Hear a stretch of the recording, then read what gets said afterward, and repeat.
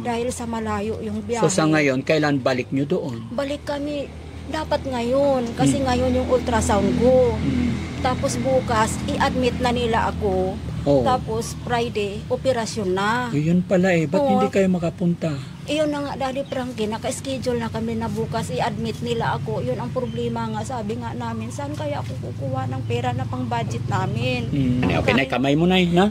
1, 2, 3, 4, 5, 6, 7, 8, 9, 10,000.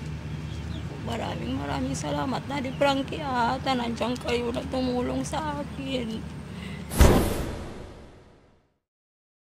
So yun mga kababayan, mga kabarangay, magandang umaga po sa atin lahat. Panibagong araw, panibagong vlog na naman po.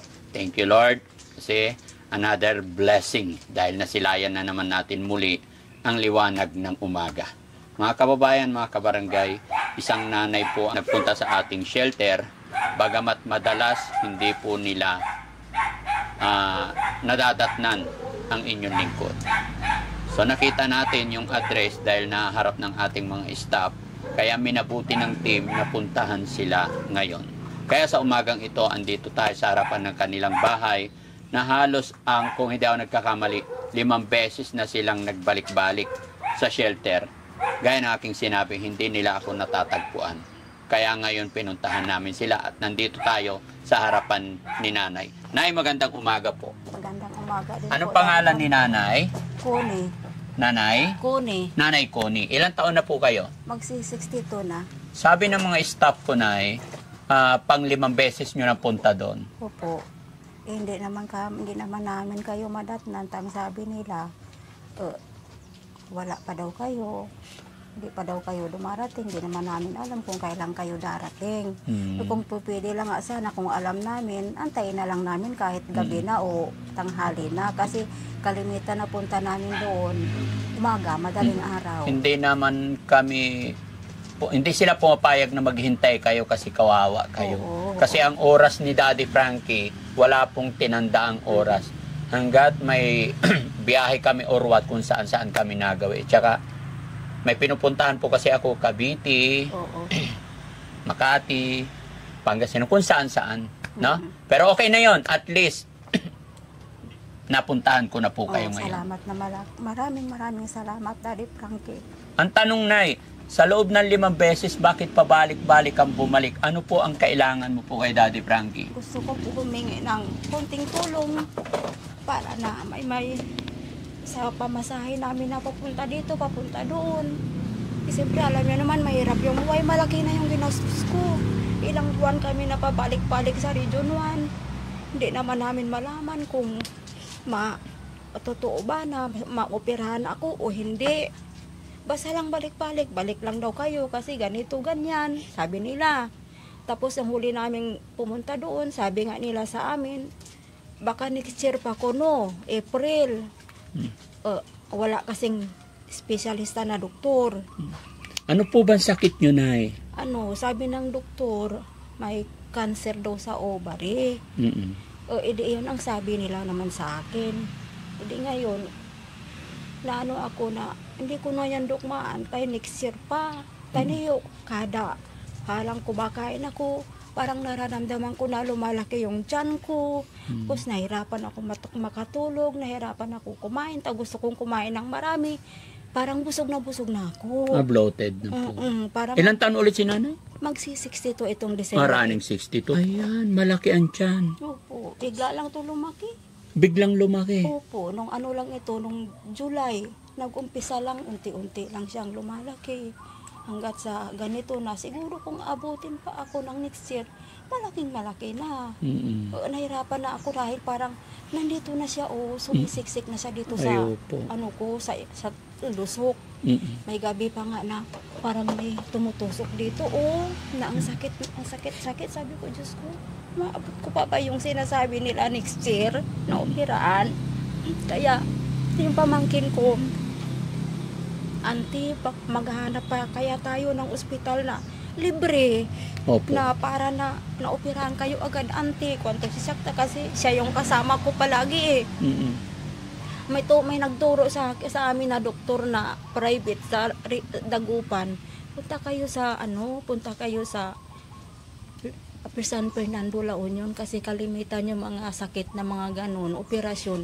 Marami doon kasi may espesyalista talaga doon. Opo. Ewan ko ba, Daddy Frankie, parang tinuro kami ng Panginoon. Nasa hirap namin na ilang buwan kami napabalik-balik doon sa region. Wala kaming pag-asa. Mm-mm. Kaya parang tinuro kami ng Panginoon na, sige, kahit alas 10 na kami, yung pumunta sila dito, hindi niya kami nadatnan. Mm-mm. Kasi time na yun na pumunta kami sa Region 1, tapos may nagturo sa amin na punta kayo sa La Union, may espesyalista doon na doktor. Kaya kahit tanghali na Daddy Frankie, alas 10 na ng maga, kahit malayo yung La Union, talagang nag-decide kami na pupunta kami. Oh, pumunta kayo ng La Union. Pumunta Anong sabi kami. nila doon? Ang sabi ng doktor doon, hindi pa yung espesyalista na doktor yung tumingin sa akin, yung doktor pa lang na nila. Opo. Pero sabi nila, balik kayo dito sa ganitong araw, may espesyalista na doktor na titingin sa inyo. Kailan ang balik niyo po? Mga, 24 kami umalis. Ano bang pizza na? Kailan ang sinabi nilang balik ninyo? Doon. Opo. Mga 1 week lang bago kami bumalik ulit doon. Oo, nakabalik na kayo ulit. Nakabalik kami kaagad, Daddy Frankie, kasi yun ang sabi ng doktor. Kasi excited naman ako na gusto Opo. kong malaman na kung talagang maoperahan ako agad. Opo. May pag-asa kami. Ang sabi ng doktor sa amin, bakit ngayon lang kayo pumunta dito? Noon pa kayo pumunta dito, tapos na yan. Oo, yun ang pala eh. Maling ka na kasi Daddy Frankie, hindi naman namin maisip na makapunta doon sa malayo nga, na wala ngang pinansyal. Dahil sa malayo yung biyahe. So sa ngayon, kailan balik nyo doon? Balik kami, dapat ngayon, kasi ngayon yung ultrasound ko. Tapos bukas, i-admit na nila ako. Oo. Tapos Friday, operasyon na. Yun pala eh, ba't Oo. hindi kayo makapunta? Iyon na nga, Daddy Frankie, naka-schedule na kami na bukas, i-admit nila ako. Yun ang problema nga, sabi nga namin, saan kaya ako kukuha ng pera na pang budget namin? Naghanap-hanap ako ng mautangan. Wala naman. Wala Dahil ka bang mautangan dito kahit pamasahe lang? wala kasi eh. May mga utang na rin ako nung una kasi na yung ginagastos ko na pamasahe namin ganito. Siyempre nakakahiya naman na umutang naman ulit na may utang ka na. Hindi ngayon, pinoproblema ko yung pamasahe namin. Halos 5 nga sa mga anak ko ay. Kahit magkano lang dyan anak ko, maghanap pa ba kayo anak na para makapunta kami doon kasi naka-schedule kami ngayon. Dire-diretso na bukas, tapos Biyernes nandoon ako, dire-diretso na kailangan namin yung budget na para pagkain, kung pambili ng gamot, kung ano pa man, yun ang pinoproblema Kung may ko. pamasahe ka, didiretso kayo ngayon sa La Opo, Union. ngayon talagang alis na kami pagdating ninyo, kaya nga sabi nga ng pamangkin ko dapat maaga sila para makalis na kami agad kasi inaantay ako ng doktor Opo. na magpa-ultrasound ako para bukas i-admit nila. Ilang ako oras po ba ang biyahe San Fernando, La Union mula rito? Mga 2.5 hours. Bus.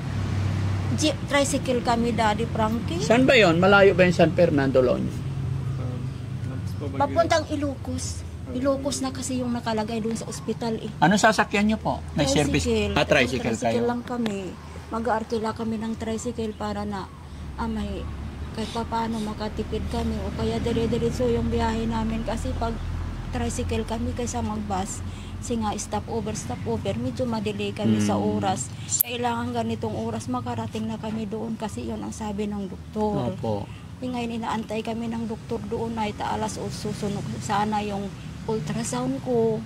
Kailangan kasi umaalis kami dito ng mga 4 ng madaling araw para na makarating kami doon 6 or 6:30. Makaano kami So, kaagad ibig sa sabihin, late na kayo ngayon. Late na Ang kami. importante, makarating pa rin kayo today. Opo, kasi ganito lang araw yung schedule ng ultrasound, Daddy Frankie. May araw sila na schedule, kaya ganitong araw Tapos lang. pag dumating kayo doon, wag na kayong aalis hanggat din nila kayo maoperahan. Opo, yan. Hindi, operahan ba? Uwi pa kami dito. Tapos bukas na madaling araw, babiyahe na naman Balik kami ulit. Balik kami doon. Hindi ba i-confine pwede na ako. matulog na lang kayo doon kung madaling araw din ang biyahe nyo? Hindi naman kasi, alam mo naman na medyo, di pa kami nakaprepara. Na ano, kaya kailangan magprepara muna kami. Ilan po bago ba kami- anak nyo, Nay? 3. Ilang taon Puro na yung anak lalaki. nyo? Yung panganay ko, 29. Mm-mm. Yung pangalawa ko, 26. May asawa na. Hindi sila makapaghanap kahit pamasahe nyo man lang? Marami na rin kasi Daddy Frankie, alam nyo, nung simula nung nagpapacheck up ako, tayo hindi na ako nakapagtrabaho. Siyempre, kahit punta ka doon, punta dito, pamasahe, pagkain, marami na rin akong nagastos, marami na rin akong nautangan. Naiya na nga ako sa mga anak ko, siyempre kahit papaano, wala naman silang piraminte nga anak buhay. Biyahe naman sila, mahirap naman yung biyahe ng tricycle ngayon, halos marami ng tricycle, di wala nang pasaheros masyado, puro na lang sila hatid sundo, kaya kahit magbiyahe man sila ng ano, wala rin, konti lang din yung nakikita nila. Asawa nyo po? Asawa ko kasi, na-stroke din yan. Stroke din? No, pangsakit ako na itong November, na-stroke siya. Hindi ko naman siya masyado pinababiyahe. Siyempre, mainit ang panahon. Mamaya, na-stroke na naman ulit. Kaya yun ang inaano ko sa kanya. Pero matigas ang ulo kasi kung hindi naman daw ako magbiyahe, hindi naman daw siya makakahawak ng pera. Opo. Yun ang ano da, kaya pinababayaan ko na lang kung gusto niya naman magpahinga. Basta ang importante, pagdating na lang ng tanghali, magpahinga ka na lang para na hindi ka masyado na iinitan. Sabi ko nga nang ganun sa kanya. Kaya nga yan ang iniisip ko nga, sabi ko nga sana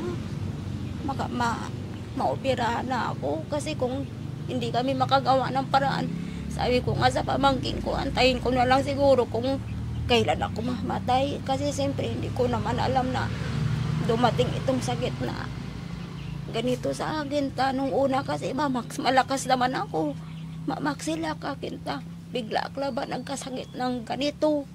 Ako pa na mahirap yung buhay, wala ako pang paggamot. Sabi ko nga antayin ko na lang siguro yung kung kailan ako kukunin ng Panginoon. Wala akong magawa, wala akong pambili, wala akong panggamot.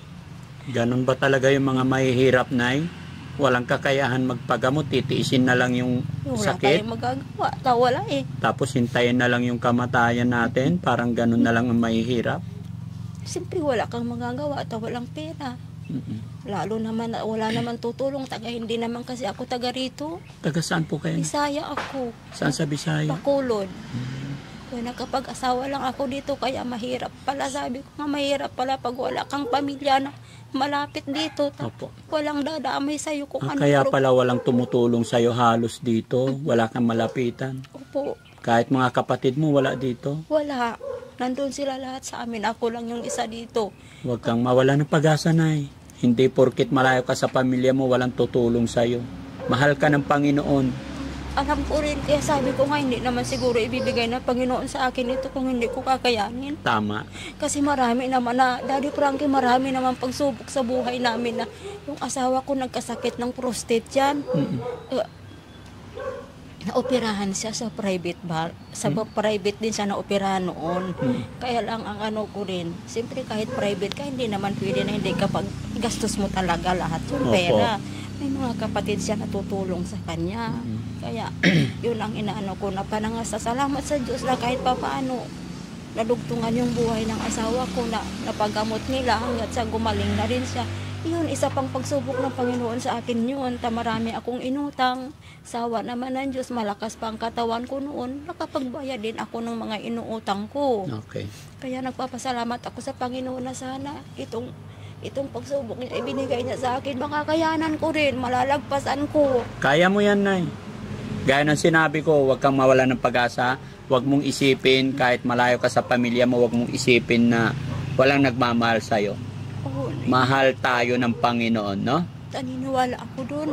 Kasi Nay, marami naman pagsubok. problema mo pamasahe, budget nyo papunta doon, sasagutin ko po yun ngayon. Pero Opo. bibigyan pa rin, alam ko naman na hindi pa rin yung sapat dahil nga pupunta kayo doon and then schedule yung opera, yung itutulong ko hindi pa sapat.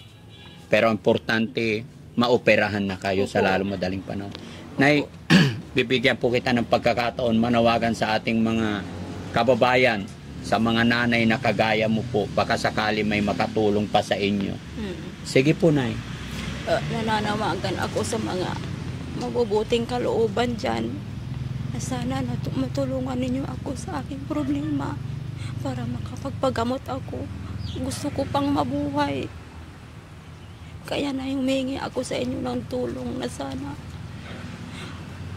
tulungan niyo ako para makapagpagamot ako agad. Gaano ba kahirap yung nararamdaman mo ganyan, Nay, na may nararamdaman kang sakit tapos wala kang magawa para magpagamot?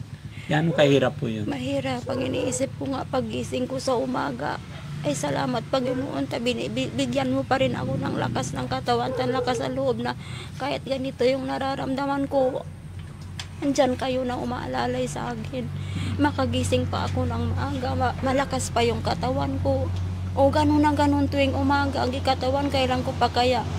Matitiis ko pa kaya yung nararamdaman ko kung kapigan ako makapagpagamot. Walang ganun, basta ang ano sa isip ko lang.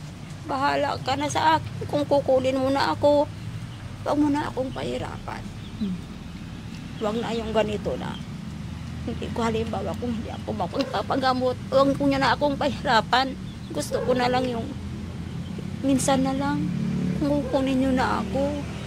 Kung hindi naman, salamat. Bibigyan niyo ako ng pagkakataon na mayroong taong tumulong sa akin na makapagpagamot. Maraming salamat, Panginoon. Yun ang hinihingi ko lang sa Kanya. Naniniwala naman ako sa Kanya na nandyan siya palagi sa tabi ko. Hindi niya ako pababayaan. Yun ang hinihingi ko. Tama na yan. Gaya ng sinabi ko na, sige, huwag kang mag-alala. Malay natin, dahil mapapanood ito ng ating mga kababayan, malay natin matulungan nila tayo. Pero sa araw na to, ako muna ang tutulong sa'yo para makapunta na kayo sa ospital para mapa-opera na, ha? Opo. Huwag mawala ng pag-asa, Nay.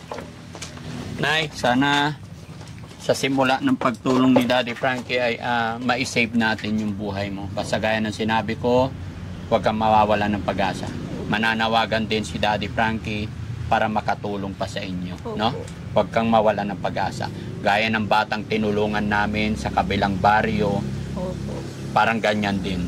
Wala silang kaalam-alam, kumbaga hindi nila alam kung saan sila lalapit ay hihingi ng tulong. Pero binigyan ko sila ng panimula and then nanawagan po kami.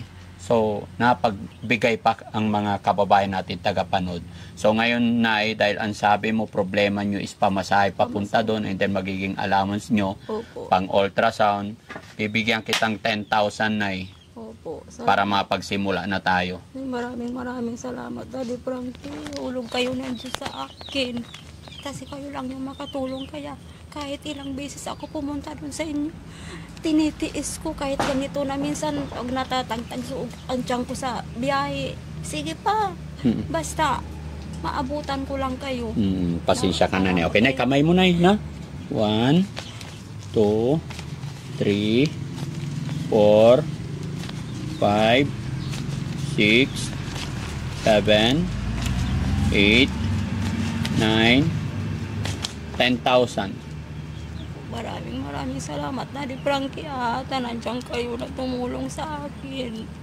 Sana marami pa kayong matutulungan na iba na mahihirap yung buhay na nangangailangan ng tulong niyo. Maraming salamat po. Gusto ko makapagpa-opera ka, Nay, para marugtungan pa yung buhay mo. Pag-pray natin yan. Babalikan pa po kita. Salamat po. Para malaman namin yung outcome. Ha? So yun, mga kababayan, mga kabarangay. Narinig nyo po yung panawagan ng isang nanay. Sobrang hirap kasi ng kanilang pamumuhay. Ito yung kanilang bahay. Ito yung kanilang sitwasyon. Gaya ng aking sinabi, mga kababayan, naawa na po ako kasi nakita ko sa record, 5 beses na po silang nagpabalik-balik. Hindi ko man totally alam ang reason, pero ito nakakaawa. Lumalaki pala ang tiyan ni nanay. At ayun, pumunta naman na sila kung saan saang ospital, Region 1, Dagupan, walang nangyayari kaya nagpunta sila sa San Fernando naman. Tama yun, Nay, wag kang susuko, wag kang bibitaw, no? Kaya mga kababayan, sa mga may mabubuting kalooban po dyan, kami po ay kumakatok muli sa inyong puso. Marugtungan natin ang buhay ni nanay sa pamamagitan ng pa-20-20 natin, pa-10-10, ay makatulong tayo sa kagaya ni nanay.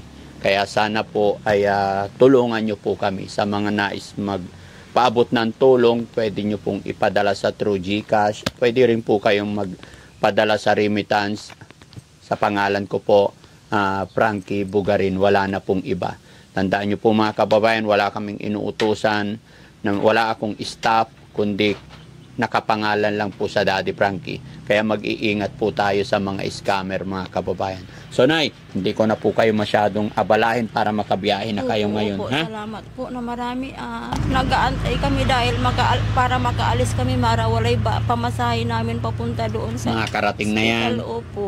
Sige. Kaya maraming salamat Walang sa ano. inyo at sa Panginoon na nakapunta kayo dito sa amin. Laban lang, Nay. Opo. Walang imposible pagdating kay God. Ipagpipray po kita. Opo. Sasama kita sa prayer ko, Nay, na gumaling ka. Opo. At alam ko hindi pa ito yung huli na pagkikita natin. Ha? Babalikan po kita. So yun mga kababayan, mga kabarangay, pansamantala ako'y magpapaalam para si Nanay makaalis na po. No?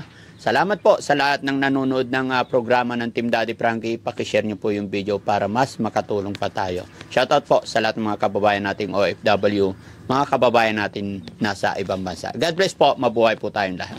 Magandang umaga po sa inyong lahat.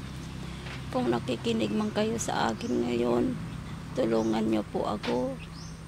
Dahil nga sa itong karamdaman ko ay gusto ko nang maoperahan para na gumaling ako. Gusto ko pa pong mabuhay. Kaya nandito ako nananawagan sa inyo na sana tulungan niyo po ako para makapag-opera ako sa kanina sakit. Mahirap ang buhay ko. Gustong-gusto ko na po magpa-opera. Wala akong panggastos na para opera. Wala kaming pera. Stroke yung asawa pa. Stroke pa yung asawa ko. Wala nang makakatulong sa akin dahil malayo naman kasi ang mga pamilya ko dito. Nag-iisa lang ako dito. Kaya wala akong makakatulong sa akin. Kaya minsan nga naisip ko na lang, antayin ko na lang kung kailan ako kukunin ng Panginoon dahil nga wala akong panggamot para sa sakit ko.